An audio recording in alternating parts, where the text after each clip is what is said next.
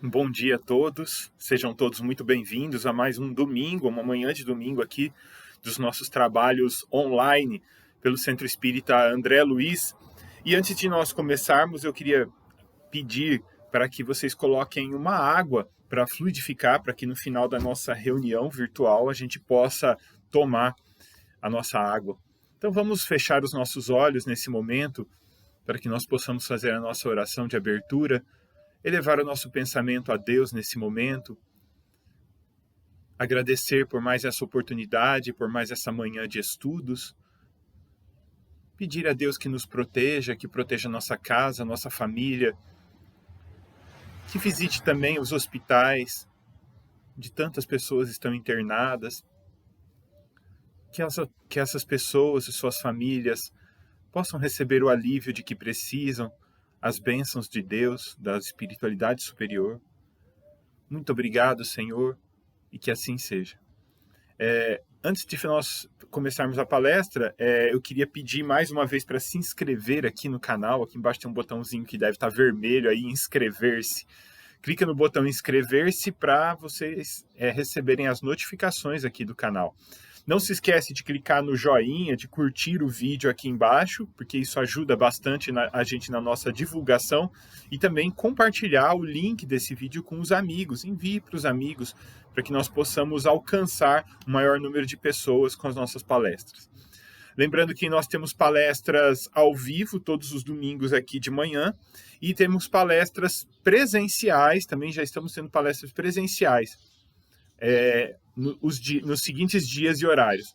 Aos domingos, às 19 horas, no Centro Espírita Eurípides e no Centro Espírita André Luiz. Então pode ir lá, porque o Centro Espírita está aberto, tomando todos os cuidados, usando máscara, evitando que pessoas maiores de 60 anos, menores de 12 anos frequentem. Também temos palestras presenciais, às segundas-feiras, às 19 horas, no Centro Espírita Eurípides Barçanufo, e também nas quartas-feiras, às 19 horas, o tratamento também já está aberto lá no Centro Espírita Eurípides. E às 9h45, aqui após esse vídeo, nós temos o vídeo novo da evangelização infantil. Então eu convido aos pais para colocarem as crianças para assistir. Então, dando continuidade aos nossos estudos do livro A Boa Nova, nós já estamos no capítulo 21. E aqui onde estamos, Humberto de Campos já está narrando acontecimentos próximos ou já no terceiro ano de apostolado de Jesus. Dessa forma, nós já começamos a nos aproximar do fatídico momento da crucificação do Mestre. Então estavam todos os discípulos, nessa ocasião que Humberto de Campos narra, reunidos em Cesareia. Cesareia é uma cidade que frequentemente aparece descrita nos evangelhos. É a cidade do discípulo Filipe, um dos 12 discípulos de Jesus. Cesareia ficava a cerca de 100 quilômetros de distância da cidade de Cafarnaum. Ficava não, ainda fica, né? Cerca de 100 quilômetros da cidade de Cafarnaum, onde era a casa de Simão Pedro. Quem acompanha aqui as palestras, a narrativa do livro A Boa Nova, sabe que Jesus era hóspede frequente em Cafarnaum, na casa de Pedro. Já comentei aqui anteriormente, inclusive a sogra de Pedro morava com ele, tem o episódio da cura da sogra de Pedro, isso tudo ocorre lá em Cafarnaum. Cesareia, ao contrário da maioria das cidades ali que Jesus visitava, Cesareia não ficava às margens do lago de Genezaré, hoje chamado Mar da Galileia, que apesar de não ser um mar, é uma grande porção de água doce, possui proporções gigantescas, cerca de 21 quilômetros de comprimento de uma margem à outra, atravessando por dentro do lago. Então, várias aldeias, várias cidades se formaram ao redor dessa gigantesca porção de água doce, porque é ali no meio, na região praticamente desértica, né? Cesareia, no entanto, não ficava próxima ao lago, era uma cidade litorânea, ficava próxima ao mar Mediterrâneo. Chama a atenção, nessa ocasião, de estarem todos os 12 discípulos reunidos no mesmo local, já que eles sempre estavam separados uns dos outros, pregando o evangelho nas diversas cidades dali da região. Mas nessa ocasião estavam todos eles e mais Jesus reunidos no mesmo local. Após longa conversa entre eles, Jesus então perguntou: o que dizem os homens a meu respeito? Terão compreendido as minhas pregações? E aí os discípulos começaram a responder. O que dizem os homens a meu respeito?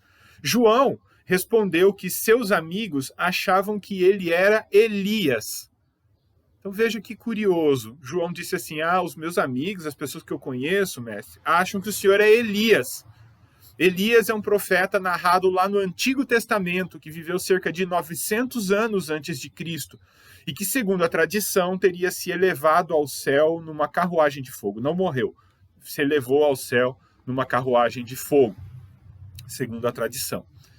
Simão, o Zelote, relatou as palavras de alguns habitantes de Tiberíades, uma outra cidade ao redor do lago, que acreditavam que o mestre era o mesmo João Batista ressuscitado. João Batista era filho de Isabel. Isabel era prima de Maria, a mãe de Jesus.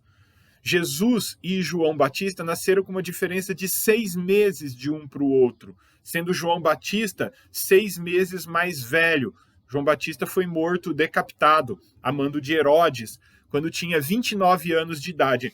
1 ano antes, portanto, de Jesus iniciar o seu apostolado. Se você também achou estranho que as pessoas achassem que Jesus era João Batista reencarnado ou ressuscitado, você não está errado. Daqui a pouco a gente vai falar um pouquinho mais sobre isso. Se soou meio estranho, a gente já fala sobre isso. Já Tiago contou o que ouviu dos judeus na sinagoga dizerem que Jesus era o profeta Jeremias. Jeremias, também um profeta lá do Velho Testamento, viveu cerca de 650 anos antes de Cristo e teria sido morto por apedrejamento. Jesus escutou as observações com o habitual carinho e depois perguntou: os homens se dividem nas suas opiniões, mas vocês, quem dizem que eu sou? Certa perplexidade abalou aquela pequena reunião. Todo mundo ficou olhando um para a cara do outro, tipo, e agora? O que a gente responde? Responde aí, João. Eu não. Responde aí, Felipe. Responde você. Eu não. Responde aí, André. Sabe, igual sala de aula, quando o professor faz uma pergunta que todo mundo já devia saber a resposta e fica um esperando o outro responder de medo de responder errado. Então, acho que ficou um clima desse. Simão Pedro, porém, impulsionado por uma energia superior, exclamou comovidamente: tu és o Cristo, o Salvador, o Filho de Deus vivo. E aí Jesus respondeu: bem-aventurado sejas tu, Simão, envolvendo Pedro num amoroso sorriso. Porque não foi a carne que te revelou estas verdades, mas meu Pai que está no céu. Se essa passagem lhe parece familiar, é porque você já deve tê-la ouvido e estudado em outras ocasiões. Ela é bem conhecida no meio cristão. E está lá em Lucas, capítulo 8, versículo 18 em diante. Então vamos ler essa passagem bíblica para a gente relembrar e estudar um pouco o que os discípulos responderam a Jesus, porque é bastante interessante. Vamos ver os dizeres bíblicos como está lá, porque está bem resumido. Aqui Humberto de Campos traz de uma forma mais ampla. Certa vez, Jesus estava orando em particular e com ele estavam seus discípulos. Então lhes perguntou: quem as multidões dizem que eu sou? E eles responderam: alguns dizem que é João Batista, outros Elias e ainda outros que és um profeta do passado que ressuscitou. Se nós nos lembrarmos lá da passagem de Nicodemos, que aliás tem uma palestra aqui no canal que fala sobre isso, eu vou deixar o link aqui embaixo dessa palestra. É só abrir a descrição do vídeo aqui embaixo, logo abaixo tem uma flechinha, tem a descrição do vídeo, eu vou deixar o link para essa palestra do Nicodemos. É uma passagem bastante interessante e muito conhecida também. Então, se nós nos lembrarmos dessa passagem, vamos ver que os judeus já acreditavam na reencarnação. E essas afirmativas deles para Jesus deixa claro isso. Alguns dizem que o Senhor é é o profeta Elias, ou diz que é o profeta Jeremias. Embora eles chamassem de ressurreição, e também eles não entendiam muito bem os mecanismos da reencarnação, de como ela se procedia. Mas, no geral, eles acreditavam que uma pessoa que viveu poderia, sim, voltar a viver. Mas eles não sabiam como isso ocorria. E na resposta dos discípulos de Jesus para Jesus, isso fica bem claro, né?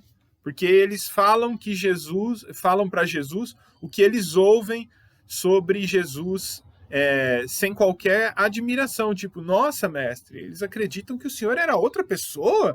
Como assim? A gente ouviu isso deles, mas a gente ficou sem entender. Não, eles apenas transmitem o que eles ouviram com naturalidade, ou seja, já era um fato conhecido deles ali. Eles já tinham conhecimento sobre essa possibilidade de uma pessoa que viveu voltar a viver em outro corpo. O que chama a atenção é realmente como eles não tinham a menor noção de como isso acontecia, né? Ao ponto de acreditar que Jesus poderia ser a reencarnação ou a ressurreição de João Batista. Ora, como assim? Se Jesus e João Batista eram contemporâneos, ou seja, os dois viveram juntos, quando João Batista foi morto, Jesus já estava vivo, os dois conviviam juntos, eram primos, eram muito próximos, eram muito chegados, eram muito amigos. João Batista batizou Jesus, inclusive. Os dois tinham 6 meses de diferença de um para o outro. Como que João Batista poderia reencarnar em Jesus, que Jesus já estava encarnado? Tamanho era o desconhecimento deles em relação à reencarnação. É como se eu morresse agora e reencarnasse em alguém que já está encarnado agora, a gente está em vivo. Morri agora e reencarno no meu irmão. Uma coisa bem estranha, né? Mas foi isso que eles propuseram aí para Jesus, né? Acreditavam que podia acontecer dessa forma. Voltando então à reunião, Simão Pedro responde que Jesus é o Filho de Deus vivo. E Jesus o elogia: bem-aventurado sejas tu, Simão, porque não foi a carne que te revelou essas verdades, mas o meu Pai que estás no céu. Simão então ficou todo sorridente, né?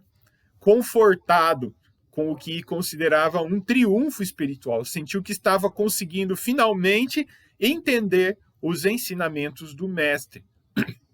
Se nós lembrarmos lá de passagens anteriores, Simão estava sempre perguntando para Jesus determinadas coisas e Jesus muitas vezes admirava: nossa, Simão, agora que você está perguntando isso? Mas eu já expliquei tantas vezes. Né? Então dava a impressão que Simão não estava entendendo muito bem. E aqui é ao contrário, né? Parece que ele entendeu perfeitamente. Jesus então começa a preparar os discípulos para os acontecimentos que viriam. Lembrando que eu estou narrando aqui os acontecimentos referentes já ao 3º ano de apostolado, já se aproximando do momento da crucificação. Então era pertinente que o mestre alertasse os discípulos para o que viria, senão eles iam ficar perdidos, né? Se eles não tivessem sido previamente avisados.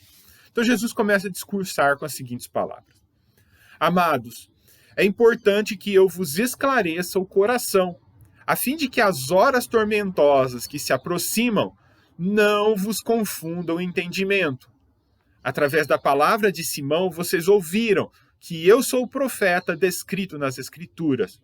Eu sou aquele pastor que vem a Israel para reunir as ovelhas perdidas do imenso rebanho de meu pai.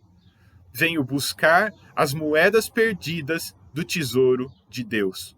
No entanto, não tardará muito o escândalo que me há de envolver em suas malhas sombrias. Está escrito que eu padeça e não fugirei ao testemunho. Jesus então fez uma pequena pausa e Filipe aproveitou-a para interrogar emocionado: mestre, como pode ser isso? Se o Senhor é o modelo supremo da bondade, o sofrimento será então o prêmio às vossas obras de amor e sacrifício? Veja essa pergunta de Filipe. Nossa, mestre, mas o Senhor é tão bom, vai sofrer tanto? E aí, parece familiar essa fala? Se parece, porque a gente já ouviu isso muito, já falou isso muito, né? Nossa, fulano é tão bom, não sei como, não sei por que Deus permite que ele sofre tanto. Ai, ciclano só faz o bem e tudo dá errado na vida dele. Como que Deus deixa acontecer essas coisas com uma pessoa tão boa? O pior ainda, né? A pessoa só faz maldade para todo mundo e tá lá se dando bem na vida. Nunca de nada de errado acontece com ela. Né? Quando a gente fala isso ou ouve isso. É claro que Jesus é um caso à parte. Precisamos abrir um parênteses aqui. Jesus sofreu para exemplificar os seus próprios ensinamentos e não para quitar débitos do passado. Jesus já era um espírito puro e perfeito. Aliás, já era um espírito puro e perfeito quando a Terra se formou há 4 bilhões e meio de anos. Jesus não tinha mais débitos a quitar em encarnações. Já era um espírito puro. Então, Jesus sofreu o que sofreu não por débitos. Aliás, diga-se de passagem, Jesus não era a encarnação, a reencarnação ou a ressurreição de nenhum daqueles profetas que os discípulos citaram aqui. Não era Elias, não é a reencarnação de Elias, nem a reencarnação de nenhum profeta, muito menos João Batista, óbvio. Jesus não era. Foi a primeira reencarnação física de Jesus aqui no planeta. Ele já era um espírito que sempre governou a Terra de outro plano, não vindo aqui encarnado. Mas é muito comum a gente pensar dessa forma, né? Vemos uma pessoa tão boa em sofrimento, doença, pobreza, e a gente fica se questionando por que isso acontece. Por que Deus permite que alguém tão bom sofra, enquanto tem tantas pessoas que nós consideramos como errado? Olha aí o julgamento do próximo. Nós consideramos como errado ter uma vida boa sem sofrimento. Sobre isso, basta nós pensarmos que algumas pessoas estão na fase do plantio e outras estão na fase da colheita. Aquelas pessoas que estão praticando o mal estão semeando, ainda estão na fase do plantio. E as pessoas que estão passando por dificuldades agora talvez estejam na época da colheita, reencarnaram aqui como uma missão de resgatar débitos do passado. A semeadura é livre, mas a colheita é obrigatória. Tudo que nós estamos plantando aqui, um dia haveremos de colher. Não devemos nos preocupar com o próximo, estar fazendo bem ou mal, estar ou não recebendo o que nós julgamos que ele merece. Nós temos que nos preocupar com o que nós estamos plantando, porque um dia haveremos de colher. Estamos plantando o bem, haveremos de colher o bem um dia. Estamos plantando o mal, semeando o mal, um dia haveremos de colher isso. Jesus, então, sem perder a serenidade, responde a Felipe: Felipe, vim ao mundo para o bom trabalho e não posso ter outra vontade senão a que corresponda aos sábios desígnios daquele que me enviou. Não espere por triunfos, que não os teremos sobre a terra de agora. Nosso reino ainda não é e nem pode ser deste mundo. Por essa razão, em breves dias, não obstante as minhas aparentes vitórias, entrarei em Jerusalém para sofrer as mais penosas humilhações. Os príncipes dos sacerdotes me coroarão a fronte com a suprema ironia. Serei arrastado pela multidão como um simples ladrão. Cuspirão nas minhas faces, dar-me-ão fel e vinagre quando eu manifestar sede. Experimentarei as angústias mais dolorosas, mas sentirei em todas as circunstâncias o amparo daquele que me enviou. Veja como Jesus conhecia os detalhes de como seriam seus momentos finais, né? A coroa de espinhos na sua cabeça, o vinagre em sua boca, quando na cruz ele pede por água. Nos últimos e mais difíceis momentos, terei meu espírito voltado para o amor de Deus e conquistarei com o sofrimento a vitória sagrada, porque ensinarei aos mais fracos a passagem pela porta estreita da redenção, revelando a cada criatura que sofre o que é preciso para atravessar os caminhos do mundo rumo às claridades eternas do plano espiritual. Por fim, Jesus fala sobre o seu exemplo. Tudo o que ele ensinou, ele exemplificaria naqueles momentos. A humildade, a fé, a confiança em Deus acima de tudo. Em seus momentos finais, Jesus ensinaria a todas as criaturas que sofrem a resignação e a fé, a travessia pela porta estreita necessária para a conquista das claridades celestiais. O mestre calou-se comovido. Os discípulos mostravam-se claramente surpresos, sem compreender a amplitude daquelas advertências de Jesus. Simão Pedro, que no primeiro momento falara, ouvindo as vozes do céu, agora se manifestava, deixando-se levar pelos seus sentimentos falíveis de ser humano.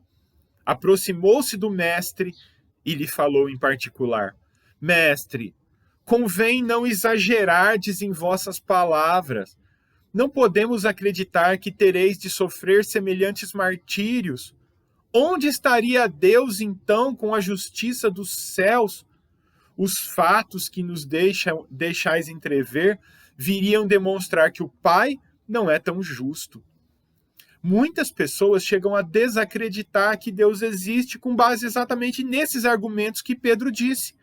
Se Deus realmente existe, por que ele permite tudo o que está acontecendo no mundo? Guerras, fomes, doenças, sofrimentos. Então, das duas, uma. Ou Deus é muito cruel, ou ele não existe. Este acaba sendo o argumento de muitas pessoas ante a tudo o que se passa no mundo. E não foi diferente com Pedro, né? Com Simão Pedro, quando ele falou para Jesus: que é isso, mestre? Não vai acontecer isso, não. Deus não ia permitir que um homem bom como o senhor sofresse isso tudo. Só que essa é uma visão muito simplista das coisas. Crer que Deus deixa, ou Deus não existe, ou ele existe e permite que esse sofrimento todo na Terra. Então é cruel, né? É muito simplista isso. Uma coisa é resumir Deus a uma suposição muito básica, muito simplista. Crer em Deus dessa forma é extremamente simplificado. Jesus sempre ensinou sobre a porta larga e a porta estreita. Cada pessoa escolhe o seu próprio caminho. E que depois terá que arcar com as consequências de suas escolhas. E o Espiritismo vem para reforçar ainda mais isso e aprofundar ainda mais isso, através das múltiplas existências terrenas, da reencarnação. Somos apresentados a um Deus misericordioso, soberanamente justo e bom, e que não deixará que se perca nenhuma de suas ovelhas. E que se a criatura que sofre aqui hoje, sofre por algum motivo do passado. No entanto, cada um de nós teremos que arcar com as nossas próprias escolhas. Se semearmos espinhos no passado, agora teremos que andar no meio de espinheiros de dor. Mas Jesus mesmo nos ensina que mesmo no meio de espinheiros, Deus jamais nos abandona. É preciso que tenhamos fé, bom ânimo, para vencermos as dificuldades na qual nós mesmos nos colocamos. Ante as palavras de Pedro, Jesus respondeu com serenidade enérgica: Pedro, retira essas palavras. Queres também tentar-me como os adversários do Evangelho? Será que você também não me entende? Afasta-se de mim, pois neste instante você fala pelo espírito do mal. Pedro emocionou-se até as lágrimas. Jesus então retira-se, dizendo aos seus companheiros: se alguém quiser vir após mim, renuncie a si mesmo, tome a tua cruz e siga os meus passos. Temos aqui mais uma pérola dos evangelhos de Jesus, né? Que frase forte, incrível. Essa é uma das frases mais impressionantes contidas no evangelho. Se alguém quiser vir depois de mim, renuncie a si mesmo, tome a sua cruz e siga os meus passos. Eu sempre falo que Jesus foi muito didático nos seus ensinamentos, né? Se a gente prestar um pouquinho de atenção à leitura dos evangelhos, nós vamos ver que os seus ensinamentos são sempre em palavras simples e fáceis de serem compreendidas. Basta que nós tenhamos olhos de ver e ouvidos de ouvir. Essa frase de Jesus é um exemplo disso. Ela dá a receita para aqueles que querem vir depois de Jesus, ou seja, aqueles que querem ser cristãos. que querem seguir os ensinamentos do Mestre, os ensinamentos do cristianismo que Jesus deixou. Quais são os passos que Jesus dá? Primeiro, renuncie a si mesmo. Segundo, tome a sua cruz. Terceiro, siga meus passos. O que é renunciar a si mesmo? É vencer a nossa luta íntima contra as nossas imperfeições, principalmente o egoísmo, o orgulho, a vaidade, o ódio, o rancor. Essa luta interna nossa do bem contra o mal pode ser entendido como renunciar a si mesmo, negar a nós mesmos, negar a si mesmo e fazer desaparecer o eu, representado pelo egoísmo, e fazer florescer o nós. É começar a enxergar os nossos semelhantes como verdadeiros irmãos, filhos do mesmo Pai. Isso é renunciar a si mesmo. Primeira coisa que Jesus diz, renuncie a si mesmo. Segundo, tome a tua cruz. O que é tomar a tua cruz? Sabe quando a gente fala, ai, meu marido é uma cruz que eu tenho que carregar. Ai, a minha esposa é uma cruz que eu carrego. Ai, a minha sogra é a minha cruz. Fulano é uma cruz que eu tenho que carregar na minha vida. Essa é uma cruz na minha vida que eu tenho que carregar. Então, é mais ou menos isso mesmo. É claro que quando a gente fala que fulano é a nossa cruz, a gente se esquece que a gente é cruz muito mais pesada para um monte de gente, né? Então, cuidado, que quando a gente está falando, ai, nossa, fulano é uma cruz que eu tenho que carregar, uma cruz na minha vida. A gente também é cruz para um monte de gente, né? Porque a gente enxerga o cisco no olho do próximo, mas nós não enxergamos a trave no nosso próprio olho. Mas tudo bem, por exemplo, vai servir. Para seguir a Cristo, nós devemos tomar a nossa cruz diante das provações e expiações, enfrentar os nossos problemas com resignação, esforço, trabalho. Essa cruz é justamente o que vai nos permitir acumular os nossos tesouros espirituais, onde, na fala de Jesus, a traça não rói e os ladrões não roubam. Acumular tesouros celestiais na busca da perfeição relativa à humanidade, tendo Jesus como nosso modelo e guia, caminho, verdade, vida em direção ao Pai. Tomar a nossa cruz é reclamar menos das dificuldades. A gente não viu Jesus reclamando quando ele carregou a sua cruz, quando ele carregou a cruz do Calvário, na qual ele seria crucificado, ele não reclamou. Carregar a nossa cruz é agradecer mais por tudo que temos e pelo que não percebemos que temos. Isso é tomar a nossa cruz. E por fim, seguir os passos de Jesus, andar no caminho que ele trilhou, o caminho do amor, do perdão, da fé, da abnegação, da caridade. Esses são os passos de Jesus que nós devemos seguir. Os passos da fé, da caridade, da humildade, do perdão, do amor ao próximo. Essa é a nossa missão aqui nesse planeta que nós estamos encarnados. A Terra, esse planeta de provas e expiações, há ainda muito choro e ranger de dentes. A felicidade não é deste mundo. Mas nós estamos encarnados aqui com propósito de nos melhorarmos, de sermos pessoas melhores. Através dos ensinamentos de Jesus, aprendemos a negar a nós mesmos. Os ensinamentos do Mestre nos dão forças para carregarmos a nossa cruz com fé, com resignação e principalmente seguir os seus passos, sempre nos lembrando que tudo que nós passamos aqui na Terra, seja dor ou seja alegria, seja riqueza ou seja pobreza, seja alegria ou seja tristeza, tudo isso é passageiro. E que a verdadeira riqueza e alegria vem de trilharmos os caminhos do Mestre. Que nós possamos sempre trabalhar para sermos pessoas melhores, trabalhar em favor do próximo, com a proteção do agasalho da fé, como diz o poeta Belmiro Braga, em poesia psicografada por Chico Xavier. Se tens o leve agasalho do santo calor da crença, exemplifica o trabalho sem cuidar da recompensa. Não peças aprovação do mundo pobre e enganado, recorda que o mundo vão é grande necessitado. Vais procurar aventura? Toma cuidado, Os caminhos são crivados de amargura, atapetados de espinhos. Acalma-te na aflição, modera-te na alegria, não prendas o coração nos laços da fantasia.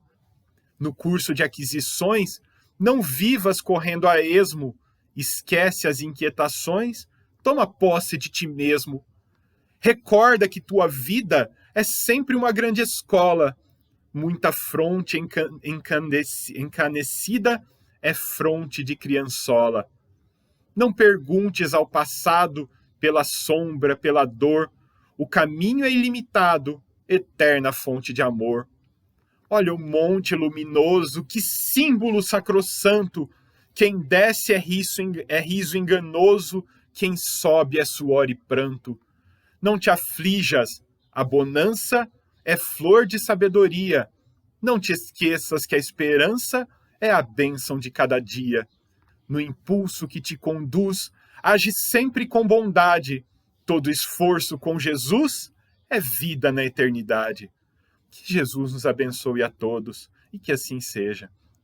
Gostaria de lembrar a todos mais uma vez de pedir encarecidamente para curtir o vídeo aqui embaixo, clica no joinha, compartilhar com os amigos os links da nossa live e se inscrever no nosso canal, porque isso ajuda bastante a gente na divulgação da mensagem espírita, que nós procuramos sempre procurar passar aqui nesse canal.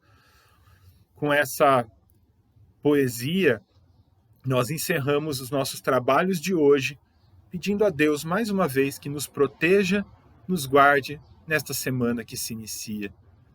Muito obrigado, Senhor, e que assim seja. Tenham todos um bom domingo, tenham todos uma ótima semana na proteção de Deus e dos amigos espirituais. Até a próxima.